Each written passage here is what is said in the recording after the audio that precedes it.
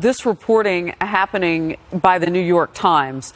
Robert Mueller in his Russia investigation now widening the scope yet again to include now the president's tweets. He's looking at obstruction in his inquiry. And what he's looking at is the tweets that the president has put out against former FBI Director James Comey and Attorney General Jeff Sessions. Those now are coming into play for the Robert Mueller investigation, according to the New York Times. Judge Andrew Napolitano is right on time, as always, with breaking news. And I have heard you say, well, they're not really looked at by anyone. They are kind of a thing that the president puts out. That actually has changed on the record, as far as we know, in recent weeks. Yes. These would be older than that. Right. The Supreme Court, we talked about this during the break, when it upheld the president's travel ban, decided not to look at his statements as a candidate. That we know. The court's not going to look at what a person said before the president. Will the court look at, if there is litigation over this, what the man says as president? Yes, Bob Mueller knows that those tweets are a treasure trove and a window into Donald Trump's thinking. So here's the allegation. And apparently this story is true because Rudy Giuliani, the president's chief lawyer, has verified it because he's quoted by the New York Times as having spoken to them about it. The allegation is this. Did the president send messages to people of threats or rewards via his tweets? People whom he knew or expected would be interviewed by Bob Mueller. And if he did, was he engaging in witness tampering, which is an independent crime? It's a species, it's a part of obstruction of justice. Well, we know all about that with Paul Manafort. Yes. Yes, so that's what the New York Times is breaking, and that's what we're talking about here. I still can't get past. Let me just get the Giuliani quote in here, since the judge referenced it. So he did speak, Rudy Giuliani, to the New York Times.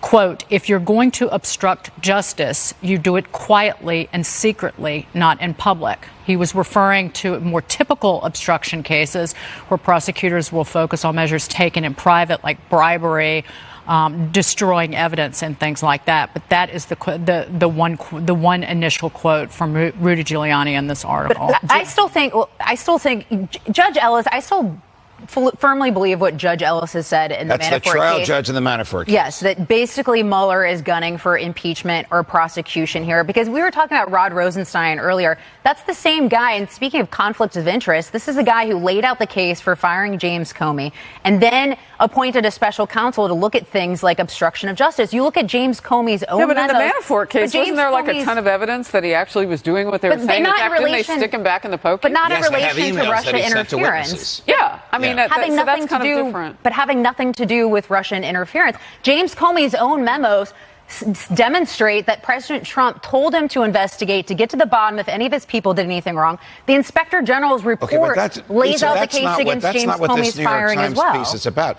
The New York Times piece is about examining anew the tweets and whether what appear to us to be the president's tweets are actually messages to human beings that he knows are going to testify. And do those messages contain a threat or a reward? If they do, that could be witness tampering. That's at least what the New York Times is saying. I wanted to ask you, Judge, in addition to public attacks, which we have seen by the president on Twitter, does it pose a problem for the president that there have been tweeted his offers of pardons and also ideas of pardons surrounding individuals? Look, the president can pardon whoever he wants for any federal crime, even a federal crime not yet committed, as in the Richard Nixon case.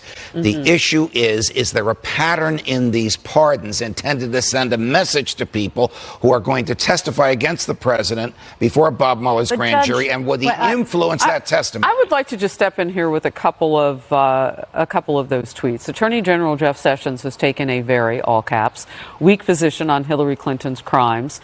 Where are emails and DNC server and intel leakers? And that was back on July 25th, almost exactly a year ago now, in 2017. A day later, the president doubled down, criticizing both Mr. Sessions again and Andrew McCabe, who was the acting FBI director at the time. Why didn't AG Sessions replace acting FBI director Andrew McCabe, a Comey friend who was in charge of Clinton investigation, but got ... And that was exactly a year ago today, July 26, 2017. So to Lisa's point, I mean, some of this has been out there. Some of this we have seen.